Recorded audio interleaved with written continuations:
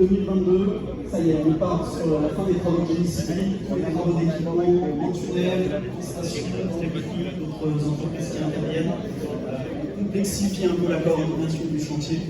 On reste vigilant sur la sécurité évidemment de toutes et tous. Et on travaille fortement aussi avec les riverains, comme ça a été le cas depuis le début du chantier, que ce soit à Aumelin ou à Saint-Gilles-Laval.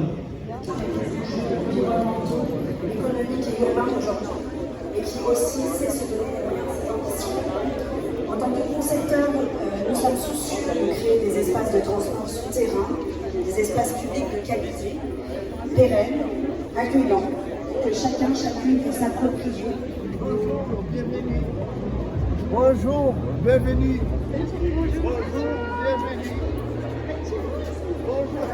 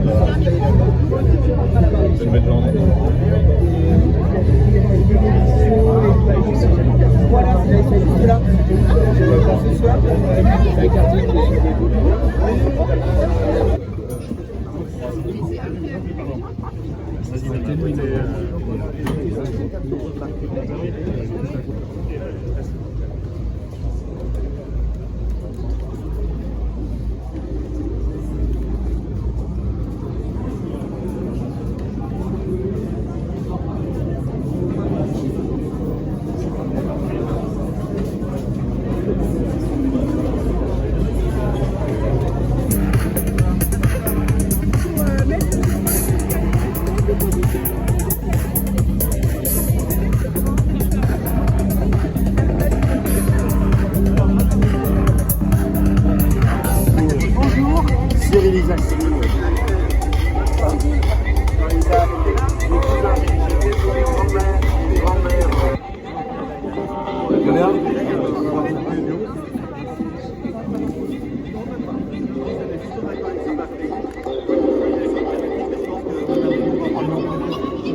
L'art est le plus court chemin entre les hommes. On pourrait dire la même chose du métro.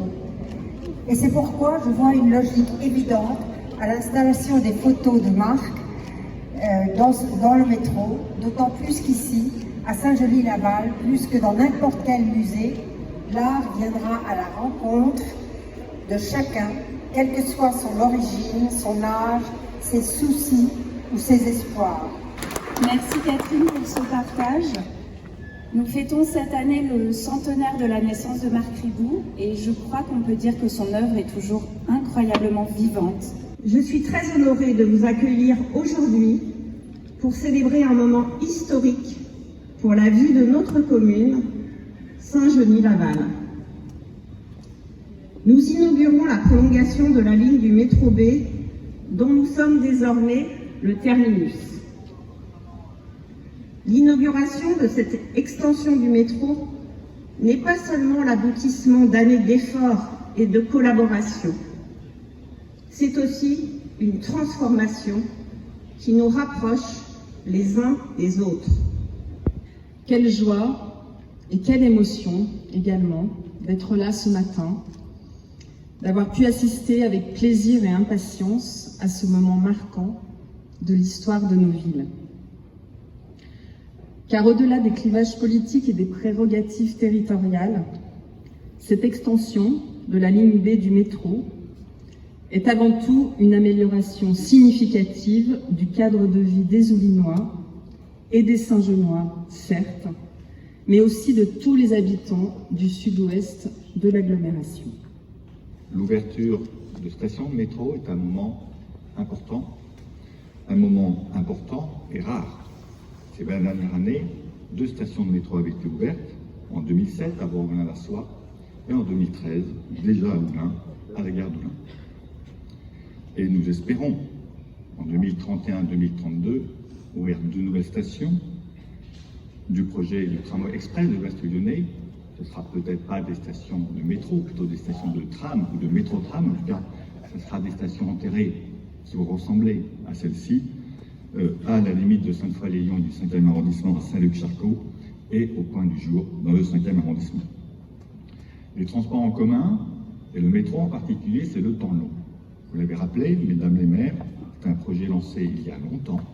Les premières études ont été faites en 2011, il y a plus de 12 ans.